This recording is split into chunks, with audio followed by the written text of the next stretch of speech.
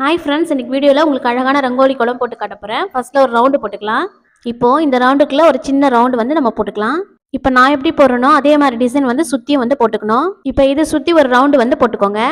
இப்போ நடுவில் வந்து சின்ன சின்ன கோடு மாதிரி டிசைன்ஸ் போட்டுக்கோங்க. இப்போ ரவுண்டை சுற்றி நான் போடுற மாதிரியே சுற்றியும் போட்டுட்டு வாங்க. இப்போ இதை சுற்றியும் பெரிய ரவுண்டாக ஒன்று போட்டுக்கோங்க. இப்போ இதை சுற்றியும் ஏற்கனவே போட்ட சேம் டிசைன் வந்து சுற்றியும் போட்டுக்கோங்க.